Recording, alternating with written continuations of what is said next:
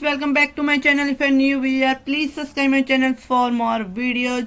आज हम बात कर रहे हैं दिल्ली सरकार ने जेलों में वैवाहिक मुलाकातों की अनुमति देने की प्रक्रिया जो है शुरू की है।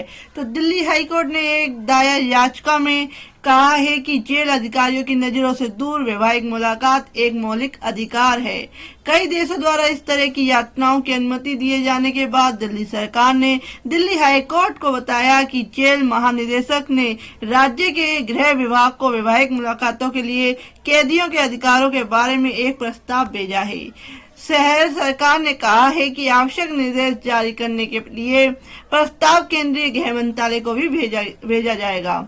मुख्य न्यायाधीश सतीश चंद्र शर्मा और न्यायमूर्ति संजीव नरूला की पीठ ने शहर सरकार को उसकी सिफारिश के बाद हुए घटनाक्रम से अवगत कराने के लिए 6 सप्ताह का समय दिया। हाई कोर्ट ने मामले को अगले साल 15 जनवरी को आगे की सुनवाई के लिए सूचीबद्ध किया। जो पीठ वकील अमित साहनी की याचिका पर सुनवाई कर रही थी, जिसमें दिल्ली सरकार और डीजी जेल को कैदियों के जीवन साथियों की मुलाकात से जेलों के आवश्यक व्यवस्था का निर्देश देने की मांग की गई थी। जनहित याचिका जो है पीआईएल ने हाईकोर्ट को मई 2019 में संबंधित अधिकारियों को नोटिस जारी करने के लिए प्रेरित किया था। जनहित याचिका चाहती थी कि अदालत राज्य के जेल नियमों को रद्द कर दे, जो किसी कैदी से मिलने पर जेल अधिकारियों की उपस्थिति को अनिवार्य करता है उसका जीवन साथी। इसने अदालत से वैवाहिक मुलाकात को कैदी का मौलिक अधिकार घोषित करने का भी आग्रह किया। हाल ही में एक सुनवाई के दौरान दिल्ली सरकार ने अतिरिक्त स्थायी वकील अनुज अग्रवाल ने कहा कि वैवाहिक मुलाकात की इच्छा रखने वाले कैदियों के अधिकार पर उचित विचार विमर्श के बाद डीजी द्वारा जेल द्वारा एक प्रस्ताव राज्य के गृह विभाग को भेज दिया गया है। याचिका में कहा गया है कि अधिकांश कैदी यौन रूप से सक्रिय आयु वर्ग में होने के बावजूद उन्हें वैवाहिक मुलाकात से वंचित कर दिया जाता है।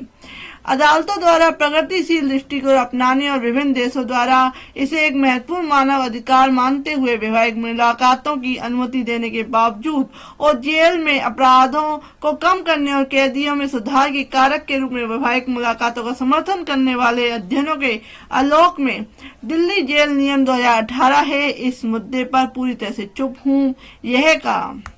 इसमें याचिका में कहा गया कि भारतीय दंड व्यवस्था में पैरोल और फरलों के मौजूदा प्रावधानों के आधार पर कैदियों को जीवन साथी के साथ निजी मुलाकात से इनकार नहीं किया जा सकता है और कहा गया कि ये वैसे भी विचाराधीन कैदियों के लिए उपलब्ध नहीं है।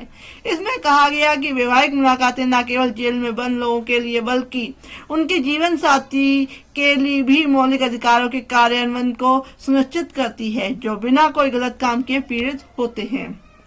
इसमें याचिका में कहा गया कि किसी को भी जेल में बंद उन लोगों के जीवन साथी की दुर्दशा को नजरअंदाज नहीं करना चाहिए, जो बिना किसी गलती किए वैवाहिक रिश्ते से इनकार करने की सजा भुगत रहे हैं।